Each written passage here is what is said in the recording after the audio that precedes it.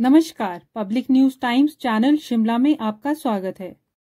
SFI Himachal Pradesh राज्य committee का प्रतिनिधिमंडल विश्वविद्यालय में हुए छात्रों के निष्कासन के मुद्दे को लेकर आज दिनांक 21 अप्रैल को माननीय शिक्षा मंत्री हिमाचल प्रदेश सरकार श्री रोहित ठाकुर जी से उनके निवास स्थान छोटा शिमला पर मिले।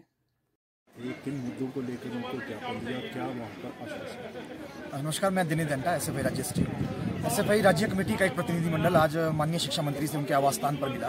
राजीव, हमारा जो मुख्य मुद्दा था वो आप तमाम लोग जानते हैं कि नवंबर माह के अंदर हिमाचल प्रदेश विश्वविद्यालय के अंदर कुछ आउटसाइडर ने आकर एसएफआई के लोगों पर अटैक किया और बाद में जब झड़प हुई तो एसएफआई के 12 लोगों को कैंपस से एक्सपेल कर दिया गया और इस एक्सपेल्शन को बिना किसी शो कॉज नोटिस के किया गया। और हम लोगों ने इस बात को प्रमुखता से माननीय शिक्षा मंत्री के सामने उठाया कि ये गलत तरह की एक्सपेल्शन थी और ये पूरी पॉलिटिकली एक्सपेल्शन थी और इसको जो है वापस किया जाए।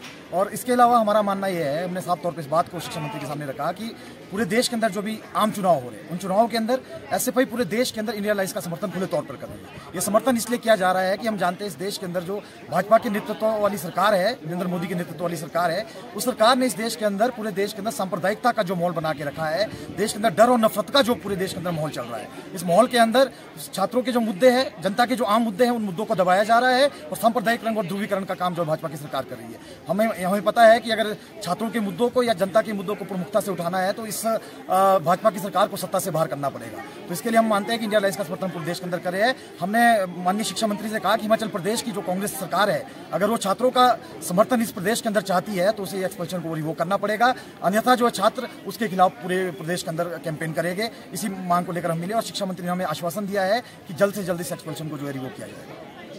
आज एबीपी का एक प्रेस विज्ञप्ति भी आई है, बयान आया है जिसमें उन्होंने मांग की है कि एसएफआई को बैन करना चाहिए क्योंकि एसएफआई के द्वारा ही गुंडागर्दी यहाँ पर शिक्षण संस्थानों में मचाई जाती है।